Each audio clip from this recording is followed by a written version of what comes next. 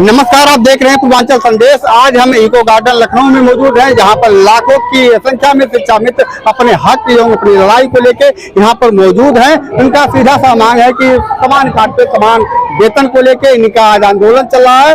पूरे प्रदेश से बड़ी संख्या में इको गार्डन में लोग मौजूद हैं, जहाँ पर हमको जानकारी मिली है कि प्रत्येक ब्लॉक से उत्तर प्रदेश के एक एक बस आया है। बस से आने के बाद लोग अन्य वाहनों से भी यहाँ पर मौजूद है। आप प्रदेश के नेता हैं भट्ट जी, क्या मांगे हैं शिक्षा मित्रों की? शिक्षा मित्र की प्रमुख मांग सामान्य कार्य सामान्य वेतन है जी। हम जहाँ कार्य करते हैं जी, हमारे साथ साथी हमसे 9-10 गुना ज्यादा पाता है जी। और हम वो 1 लाख के करीब पाता, हम 10,000 पाते हैं। आज सरकार की सारी योजनाएं जो है, निपुण भारत, निपुण लक्ष्य, सारा काम अगर वो पूरा करता है, मैं भी करता हूँ, तो हम को 10,000 और उनको 90,000 क्यों? जबकि हमारा हेडमास्टर जो है वो इंटर पास है, इंटर बीटीसी है। हम शिक्षा मित्र, जो हमारे शिक्षा मित्र का सबसे कम क्वालिफिकेशन है वो स्नातक बीटीसी है, आगे स्नातक है, बीएड है, टेट है, सुपर टेट के करीब पहुंच के लोग रह गए। आज इस भीड़ में आप देख रहे हैं 50 लाख से ऊपर शिक्षा मित्र हैं जो टेट पास है। बाकी जो नहीं टेट पास है वो भी पूरी योग्यता जो मानक आपने पूर्व में थी वो पूरा करते हैं। जब इनकी नियुक्ति हुई थी तो इंटर बेस पे हुई, उस समय सहायक अध्यापक का भी क्वालिफिकेशन इंटर बेस ही था। बाद में उस समय जब भी हुए तो लोग काफी ऐसे थे शिक्षा मित्र जो स्नातक पास थे और बीटीसी हैं, सारे योग्यता हम उनके बराबर पूरा करते हैं। तो सामान्य कार्य के लिए हमको सामान्य वेतन चाहिए। मेरी प्रमुख मांग यही है कि सामान्य कार्य के लिए सामान्य वेतन दिया जाए और इसमें हमारी सारी मांगे समाहित हो जाती हैं। चाहे वो हमको नियमित करके दें, चाहे वो हमको शिक्षा मित्र के रूप में दें, लेकिन वो हमको सामान्य कार्य सामान्य वेतन दें। और जो भी सरकार की योजनाएं हैं, आज भी 70% 80% स्कूलों का ताला शिक्षा मित्र ही खोलता है और शाम को ताला वही बंद करता है।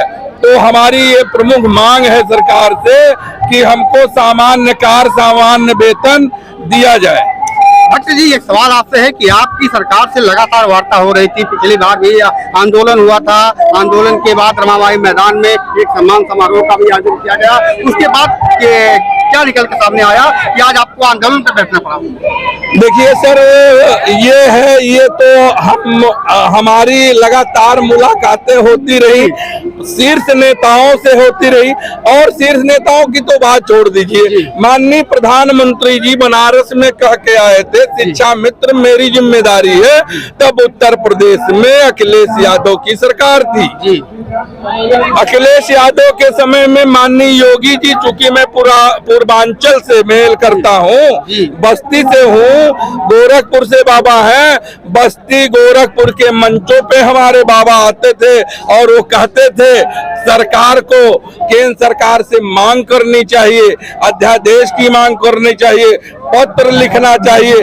तो मैं माननीय योगी जी को वही पुरानी बातें आपके चैनल के माध्यम से याद दिलाना चाहता हूँ कि जब आप सरकार में नहीं थे, आप गोरखपुर के सांसद हुआ करते थे, तब आपको शिक्षा मित्र की पीड़ा झलकती थी।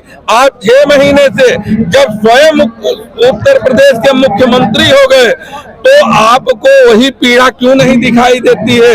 माननीय योगी जी, आपको भी ये देखना चाहिए कि शिक्षा मित्र को आप ये समझते हो को वो समाजवादी का एजेंट है। शिक्षा मित्र किसी का एजेंट नहीं है। शिक्षा मित्र अपनी रोजी रोटी के लिए तात्कालिक सरकार से मांगने जाता था, जिसने दिया उसका साथ उसने समय पे दिया। आज आपने झूठा आश्वासन दिया तब भी आपका साथ दिया जी। अगर हमारा शिक्षा में समुदाय केंद्र सरकार के अध्यादेश की लालच में इनका साथ ना देता तो क्या बाबा इस उत्तर प्रदेश के मुख्यमंत्री होते? नहीं होते, लेकिन है आज आपकी सरकार है, हम आपके कर्मचारी हैं, आप हमारे अभिभावक हो। हम आपसे ये मांग करते हैं कि हम उम्र के अंतिम पड़ाव में हैं, हमारे बेटा बेटियों का जो सब कुछ पढ़ाई का स्तर होता था वो तो चौपट हो ही गया, लेकिन हम अब बुढ़ापे की तरफ अग्रसर हैं। कृपया हमको भी मजबूत करने का काम करें और आज हमारे बेटा बेटी शादी लायक हो गए हैं, उनका सम्मानजनक तरीके से हम सब शादी ब्याह ही कर दें। हम माननीय योगी आदित्यनाथ जी से, माननीय आदरणीय प्रधानमंत्री जी से ये मांग करते हैं कि उत्तर प्रदेश के इन शिक्षा मित्रों को समान कार समान वेतन देने का कार्य करें। हमारी यही प्रमुख मांग है। आज की धरना चल रहा है, वार्ता आपकी नहीं हो पाती है तो क्या निर्णय होगा? सर, हम आज भी मांग रहे हैं जी। अगर हमारे संगठन का निर्देश हुआ तो हम यही जम के कई दिन मांगेंगे जी। और हम मांगने आए हैं जी। अब क्योंकि संगठन सर्वोपरि है, संगठन जो निर्णय लेता है हम उसका सम्मान करेंगे। संगठन अगर कहता है कि यहाँ से नहीं जाना है, वार्ता करके ही जाना है, तो मैं आपको ये विश्वास दिलाता हूँ इको गार्डन का एक एक शिक्षा मित्र इस धरती को नहीं छोड़ने वाला है। हमारे साथ जुड़ने के लिए, हमारे साथ बातचीत के लिए संतुष्टि से संतोष भट्ट जी का बहुत बहुत स्वागत है। आपको बहुत धन्यवाद है। आपका क्या नाम भैया? मेरा नाम सुजीत मलिक। कहाँ से है? मैं जनपद बिजनौर से हूँ जी, पश्चिम उत्तर प्रदेश क्या प्रभारी। मांगे हैं? देखिए, हमारी कोई मांग नहीं है, एक ही मांग है जी। जो अभी संतोष जी बता रहे थे कि जी। हम लोगों जो काम करते हैं वो शिक्षकों के समान करते हैं जी।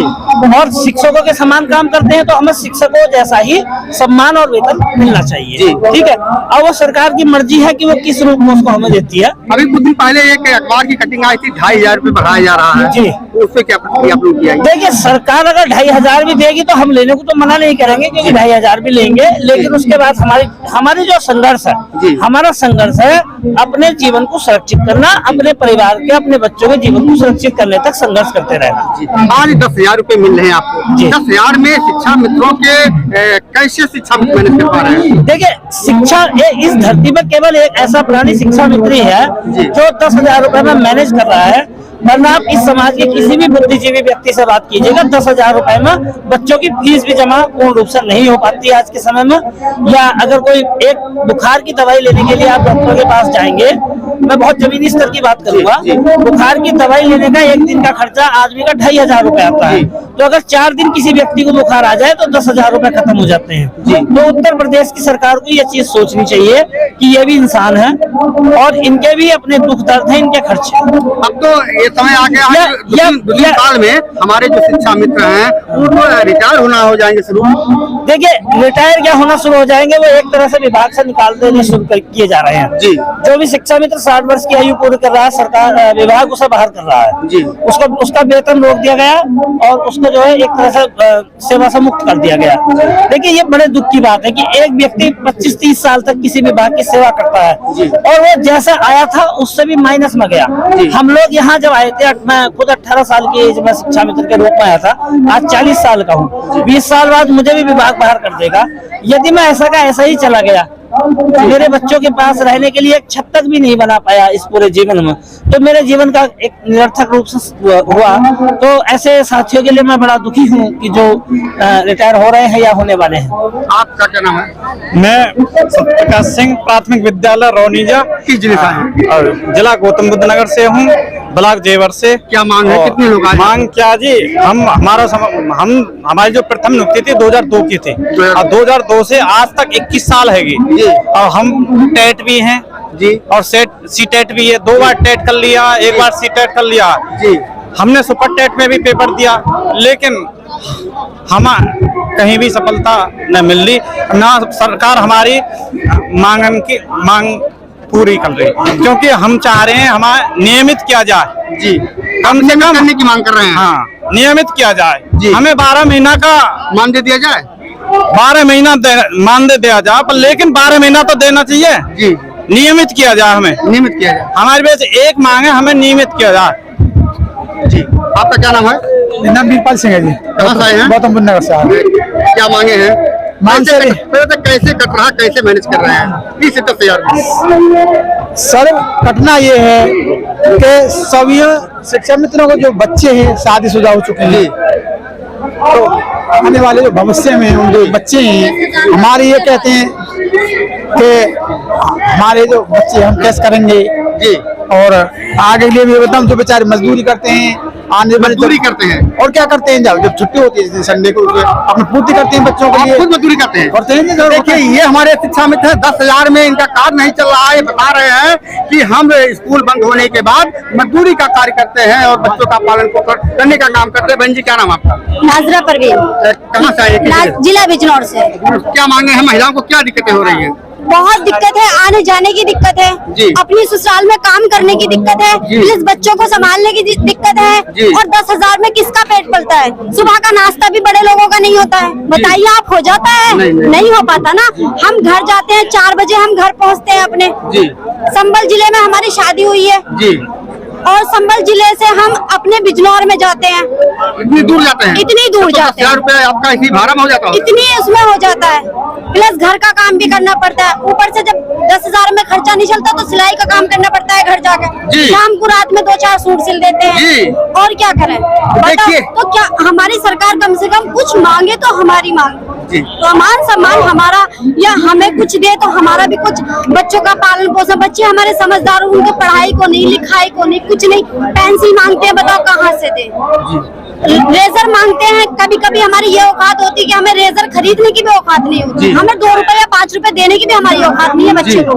हमारे बच्चे मांग करते रहते हैं, कहते हैं मम्मा उनके बच्चे तो ऐसे हैं, हमें कुछ मिल नहीं पाता है, क्या करें? मानदेय समय से मिल पाता है? मानदेय भी समय से नहीं मिल पाता है। अभी 3 महीने में मानदेय मिला है, 2 महीने में हमें मानदेय मिलता है। 10,000 में 2 महीने में मानदेय मिल रहा है, 10,000 में क्या हो रहा है? 2 महीने में क्या हो जाएगा? क्या अब क्या मांगे आपके लिए सरकार क्या कर रही है? हमारे लिए सरकार कह रहा है हमारा मान सम्मान, हमें समान वेतन दे, और मतलब हमें जो हमारी वेतन वृद्धि है वो हमारी बढ़ाए। जी, तो आपने देखा कि हमारे साथ महिला शिक्षा मित्र थी जिन्होंने अपना पीड़ा बताया। इन्होंने कहा कि मैं इतनी दूर ड्यूटी करने जाती हूँ, उसके बाद आने के बाद बच्चों के पालन पोषण के लिए सिलाई का काम करना पड़ता है, जो देर रात तक सिलाई का काम करती हूँ, इसके बाद बच्चों का पालन पोषण हो जाता है। इनका सीधा सा सरकार से मांग है कि इनको समान कार्य समान वेतन दिया जाए, यही मांग है। जी जी जी। तो ये थे हमारे, देखिए बड़ी संख्या में यहाँ पर शिक्षा मित्र मौजूद है। ये इको गार्डन की तस्वीर है जहाँ पर आज लाखों शिक्षा पूरे प्रदेश से जमे हुए हैं और आर पार की लड़ाई लड़ने के लिए मजबूर होते हुए दिखाई दे रहे हैं। भैया जी किस जिले पे आप?